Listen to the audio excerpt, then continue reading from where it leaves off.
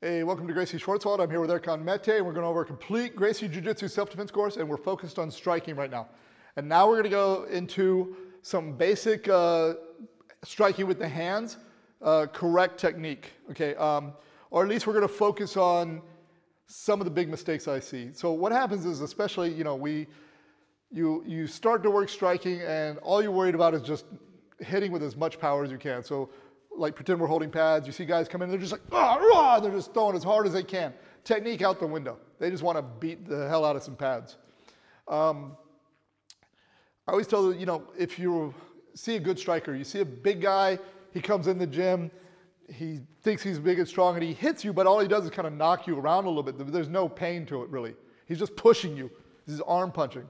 And then you see a little guy, my buddy Robbie from back home, pop, and he drops you. The guy's like 135 pounds, but he knows exactly how to punch correctly, and it'll just sit you down, and you won't be able to breathe, okay? Because they're using correct technique, okay? So technique is everything, right? Everything is about exerting power, right? Whether we're trying to do a submission, trying to do a sweep, trying to do a takedown. I want to focus the power as much as possible because jiu-jitsu is what? Lazy. Lazy. I don't want 90% of my power going over there and 10% going into you, okay? So first off, we're going to go back to our stance. So let's get you facing the camera, okay? And we'll cover the different punches. We're just going over some of the basic punch mechanics. First, let's talk about the fist, okay? Do not punch with your thumb inside here. He's going to roll his fingers tight, bring the thumb across the first two fingers. Let's turn, there we go, good. Now, where he's going to punch is with these two knuckles, okay? With the flat fist punch. He wants it in line with his arm, right? This is the structure. What I always tell people is you want to think about this as being a ball, a stone on the end of a stick, not on the end of a rope, right? So this is going to be driving this way. Where people, why you wrap your wrists in boxing is because a lot of times if you're not really practicing this, just here, you're going to hit and roll your wrist and break your wrist, okay? There's a good chance of that. So you want to make sure you got good, strong wrists when you do this. I'm not kind of keeping my wrist relaxed and hitting like this. I want to make sure that I'm strong structure all the way to my elbow. So I'm not just kind of flicking my hand out. Okay, so now, and also I'm not breaking my thumbs by having them on the inside or having them up like this or here. Okay, so now some of the mistakes people make that you really want to watch for. Every punch you throw where your technique is crap is kind of a wasted punch, right? You want to take the time to perfect this. When he's here, mistakes that people will make. They'll punch and they'll open their elbow and throw the punch like this, okay? Yeah, they'll wing the punch like this, okay? When he's here, you want to act like there's a wall here. I always tell people it's like a train track. It goes straight down the track, and then at the very end, that's going to turn over and snap. Okay, here. Bop. Okay, so I'm not winging. Right now, with the elbow and the shoulder behind this structure, this is a very solid structure. Open your elbow.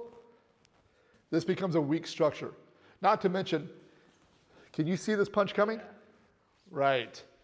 Okay, it's very hard to read something that's on a line. Can you tell how close it is? It's very hard to read. But once I start doing this, it's easy to pick up. So this, now my elbow is not supported by my structure. My hand is not supported by my elbow. I mean, the elbow is not supported by the shoulder. Hand is not supported by the elbow. So I want to keep it in line. You should be able to stand against a wall and throw your punches. Okay, so we're not doing redneck style here or gangster style or anything like this. It's here. Okay, so turn this way a little bit. Now, when he punches, he wants that shoulder elevated so his chin is behind it. So he's not punching with his shoulder down and his head up. Okay? If I throw a punch, let me get you on this side. Like this, you come over the top of that right, boom, I'm getting knocked out, right? Again, this is where I'm getting knocked out. He hits me on the top of the head, it's not as bad. Okay? So I'm hiding here, chin down here. Okay? So that's one. The one I see for some reason, I'm going to cover really quickly. I don't know why people do this. They drop the hand and they bring it back up right before they punch. Or they drop the hand down and punch from here.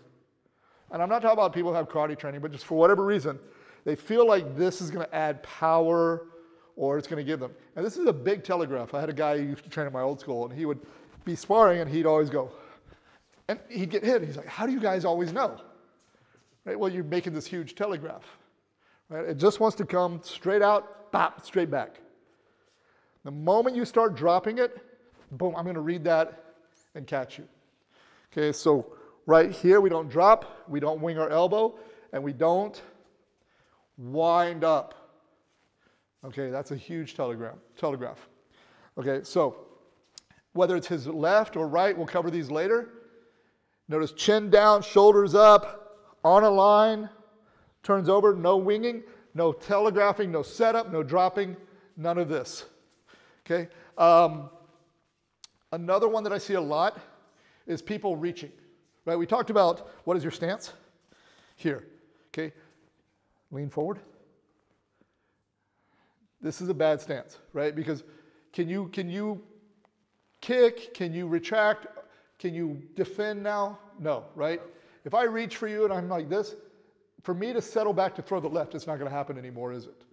Okay, so what happens is people reach. They go like this. See how my head and shoulders are way in front of my foot? I'm going to get countered. Okay, if he has to get closer to me, use your footwork to get closer. If he needs to hit me, let's say you just throw your two, just step in and throw the two. Bop. Don't lean and reach and throw the two. What I call again, I keep saying redneck, and you guys might get offended, but I was raised a redneck, and I've been around rednecks. What I call one-legged fighting, where they go, they're throwing like this, and they're off, completely off on one-leg fight. I remember going to a tough man contest. Do you know what those are? Yeah. And I saw so many knockdowns where just guys swinging so hard on one leg, they fell over. It wasn't a knockdown. They never got hit. They were just throwing as hard as they can and then falling. Okay? So don't wing it. Chin tucked.